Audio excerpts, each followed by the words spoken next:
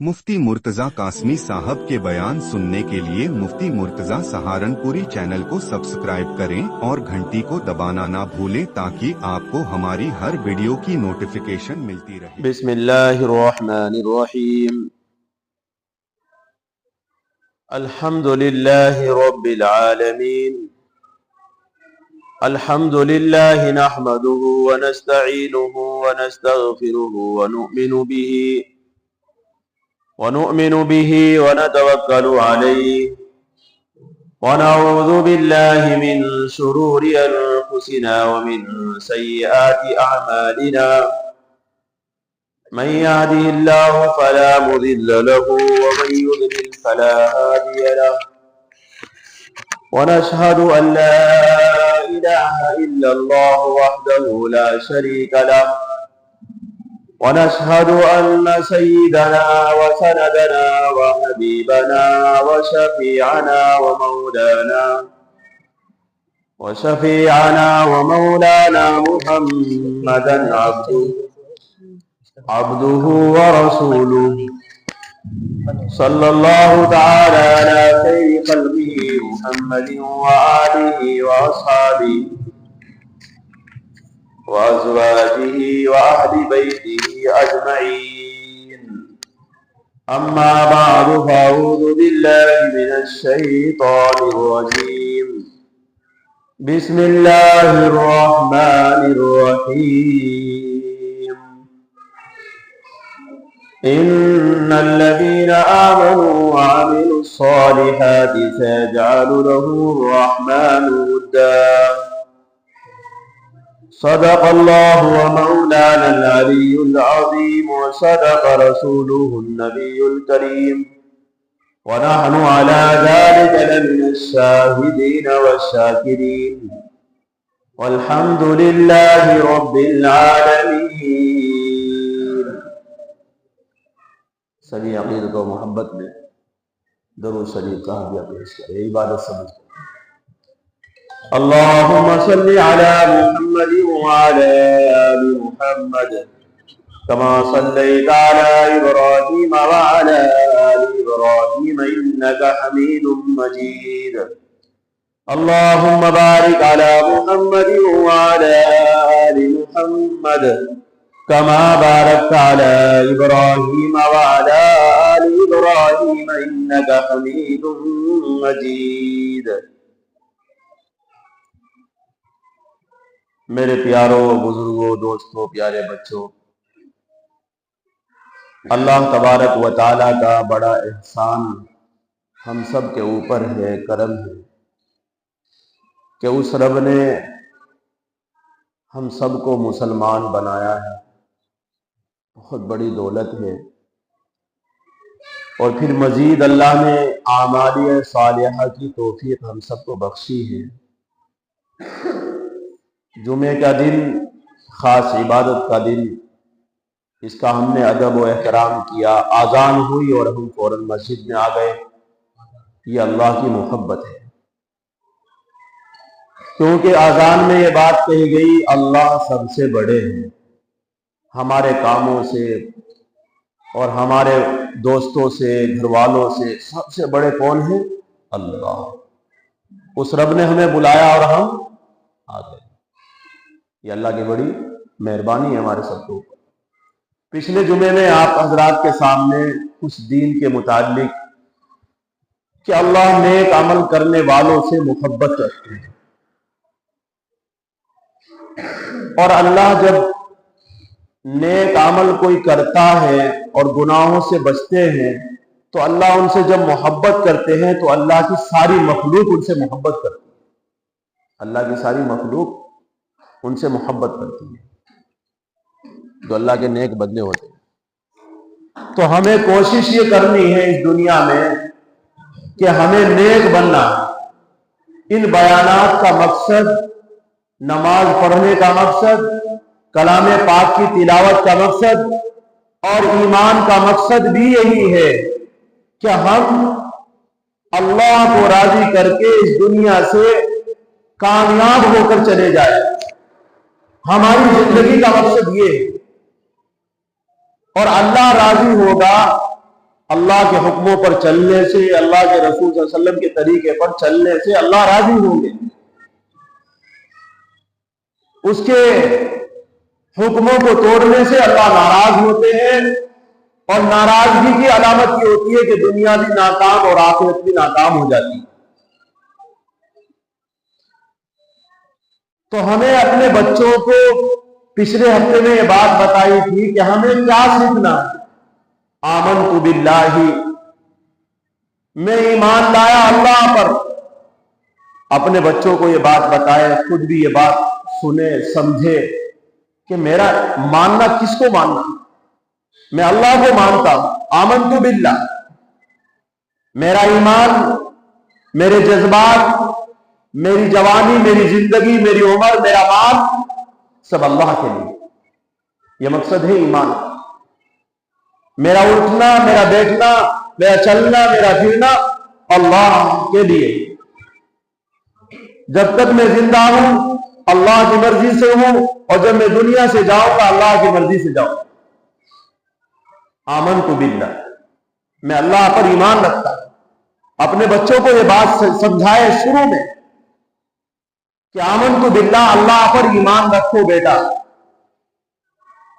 وملائکتہ، اس کے فرشتوں کو ہم مانتے ہیں، ہمارا ایمان ہے کہ اس کے فرشتے ہیں جو نورانی مخلوق ہے، جو ہمیں نظر نہیں آتے ہیں، وہ غائب ہے۔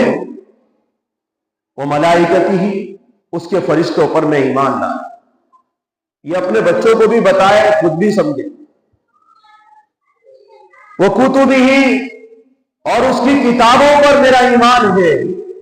قرآن اللہ کی کتاب ہے، توریت اللہ کی کتاب ہے، زبور اللہ کی کتاب ہے، انجیل اللہ کی کتاب ہے، قرآن اللہ کی کتاب ہے۔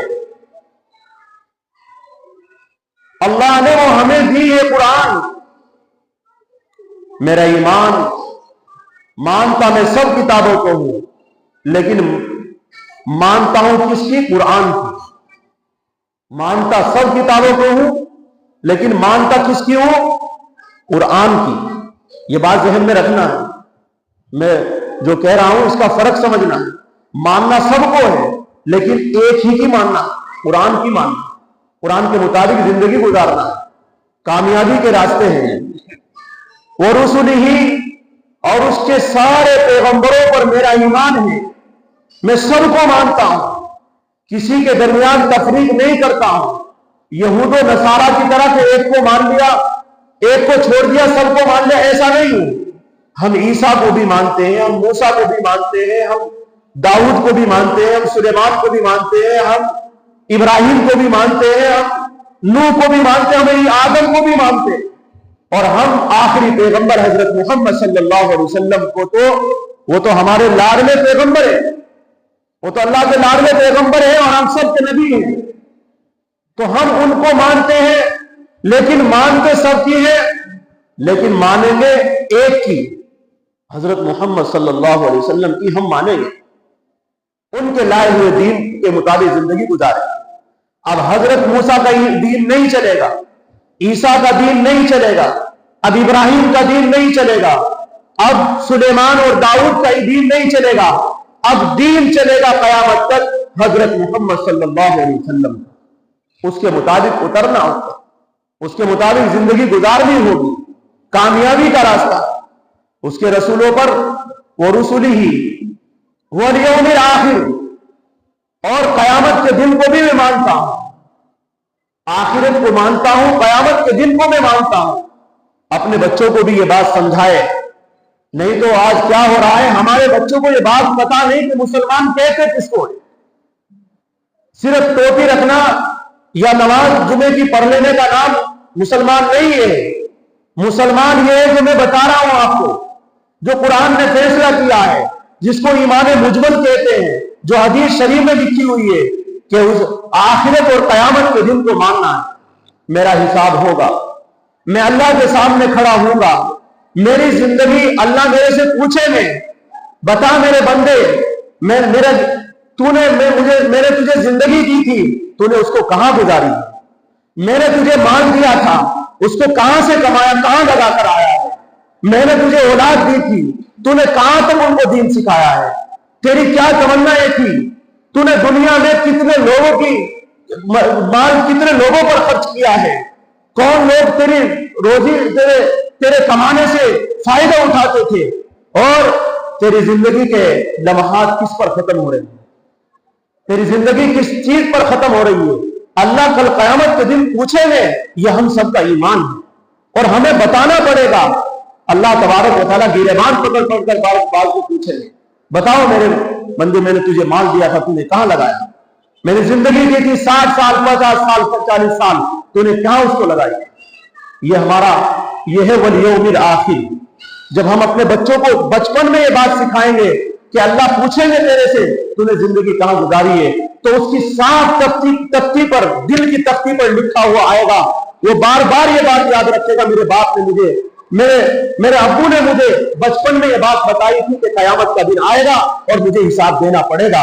تو اس بات کو وہ یاد رکھے گا، اس کے یاد آئے گی، اگر وہ سمجھ نہیں رہا لیکن تیرے بتانے سے اس کی تختی پر لکھا جائے گا۔ والیوم الآخر والقدر خیرہ، اور اچھی بری تقدیروں میں غم خوشی میرے نصیب میں جو لکھی ہوئی ہے وہ سب اللہ کی طرف سے۔ اللہ نے میرے نصیب میں جو لکھ رکھا ہے وہ ہو کر رہے گا۔ کسی تجارت سے، کسی زراعت سے مجھے کوئی نقصان نہیں ہو سکتا ہے۔ میری تقدیر میں جو کچھ لکھا ہوا ہے، جتنا رزق مجھے لکھا ہوا ہے وہ مجھے مل کر رہے گا۔ میری زندگی میں جتنی بیماریاں کاٹنی ہیں وہ مجھے کاٹنی پڑے گی۔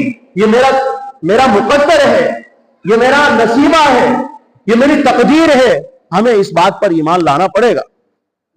یہ ایمان ہے والقدر خیرہ وشرہ من اللہ تعالی والبعث بعد الموت، اور مرنے کے بعد مجھے زندہ ہونا ہے، مرنے کے بعد مجھے زندگی ملے گی اور پھر میں اللہ کے پاس جاؤں گا اور میں اللہ کے سامنے جا کر کے سب کچھ میں بتاؤں گا۔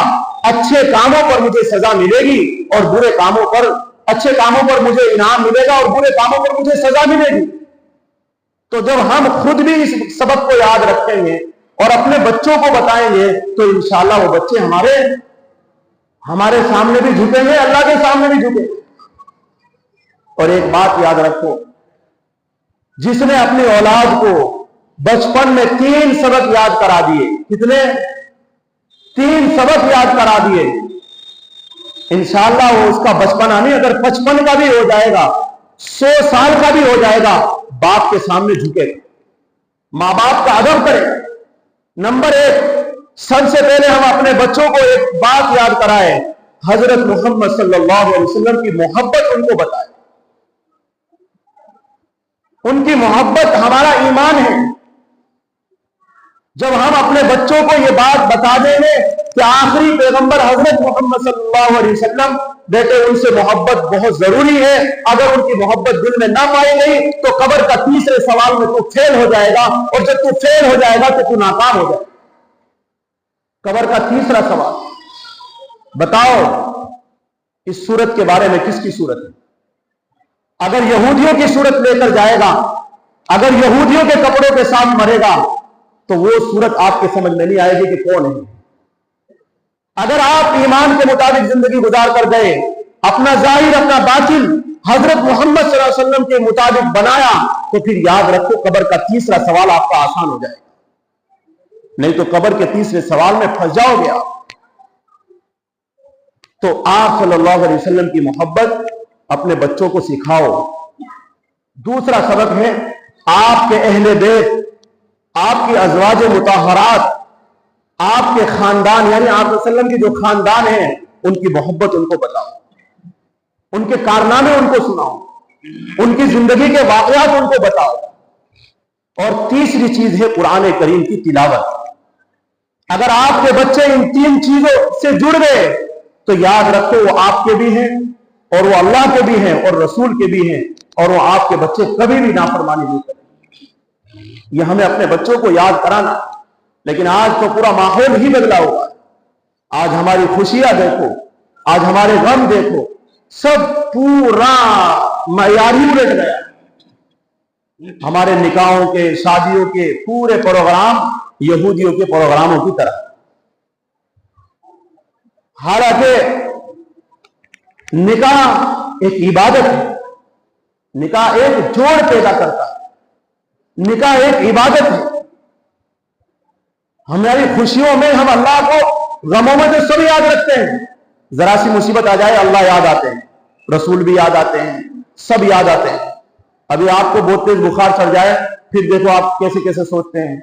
और जरा सी खुशी मिल जाए आज के इंसान को, आज के मुसलमान को, फिर देखो उसको ना अल्लाह याद आते हैं, ना अल्लाह का रसूल याद आता है, ना सहाबा याद आते हैं, ना किसी आलिम का कोई बयान आया जाता है, ना किसी इमाम की कोई बात याद आती है, फिर सब कुछ अपना ही याद आता है। निकाह एक इबादत है, उसको इबादत के दर्जे में ही रखें। लेकिन हमने आज निकाह को एक फैशन बना दिया। और खुतबात असलम में तो ये लिखा है, हजरत मौलाना असलम साहब नव्वरल्लाहु मरक़दहू ने ये लिखा कि निकाह एक तिजारत की मंडी बन गई है। निकाह एक तिजारत की मंडी बनती जा रही है कि जैसे लोग जहेज के सामान दे रहे हैं अपनी बच्ची को, इसी तरीके से जो शोहर है और आजकल जो माँ बाप है जो अपने बच्चे के लिए जहेज मांग रहे हैं या उनकी दिली तमन्ना है, मैं आपसे वो सवाल करता हूं कि बताओ घर के अंदर जब बेड आएगा, सोफा आएगा, तो वो किसके कमरे में रखा जाएगा? बाप के कमरे में रखा जाएगा या खुद के कमरे में रखा जाएगा?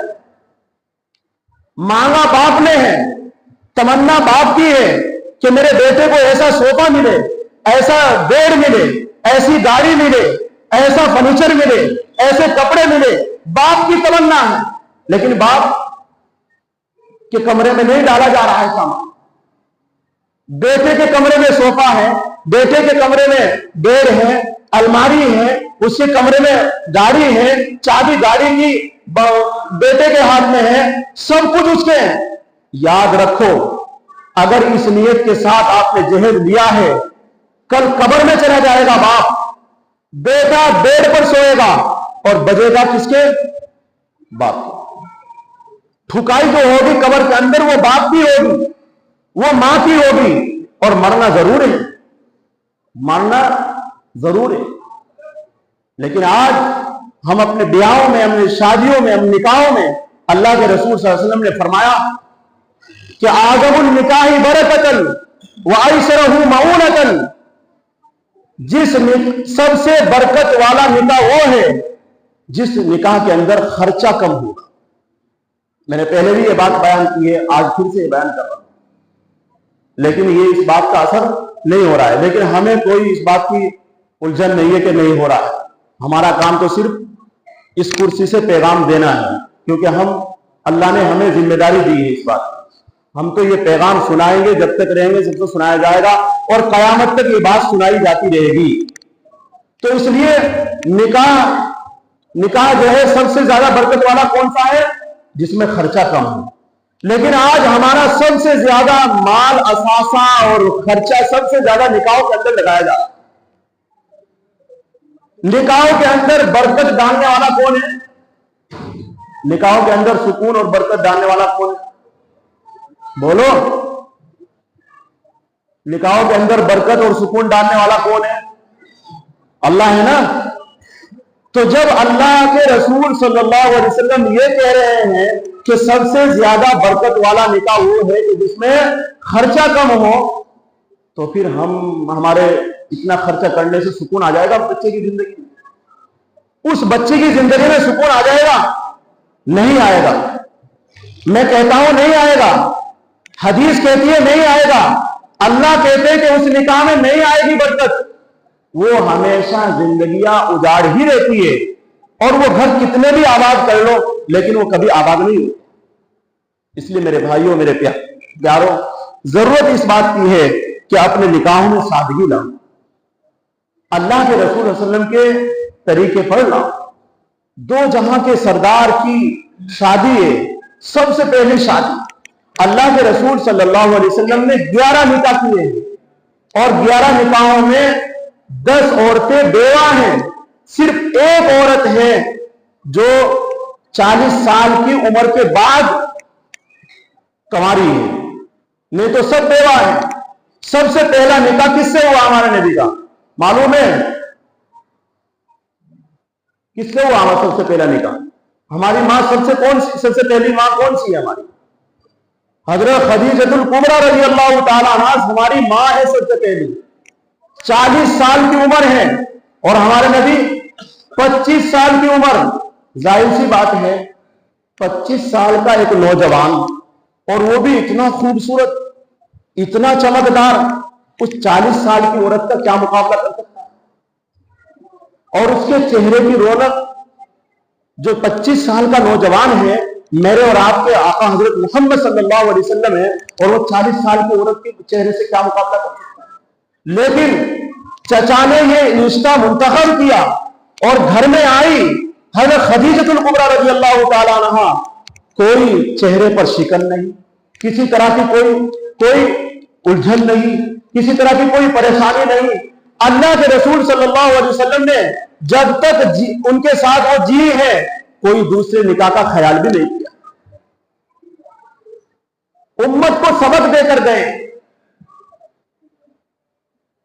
लेकिन आजकल हमारा कल्चर, हमारा सब कुछ बदला हुआ। इसलिए मेरे भाइयों, मेरे प्यारों, आपसे दरखास्त ये है कि अपने शादियों में, निकाह में सादगी लाओ। उनमें कोई ढोल धमाका, कोई किसी तरह के पटाखे बाजी बिल्कुल ना। नुकसान उठाना पड़ेगा उनको, और ये हमारे कहने से नहीं। उन बच्चों की जिंदगी खराब हो जाएगी, उनकी नस्ल जो आएगी वो खराब हो जाएगी, आपके थोड़ी सी गलती करने की वजह से। उन्हें समझाओ, अपना पैसा बर्बाद ना करो। ये पैसा बड़ा कीमती है। अल्लाह इसका जवाब पूछेंगे, आपको देना पड़ेगा। अल्लाह मुझे भी आपको भी अमल करने की तौफीक नसीब फरमाए। वाक़िदान।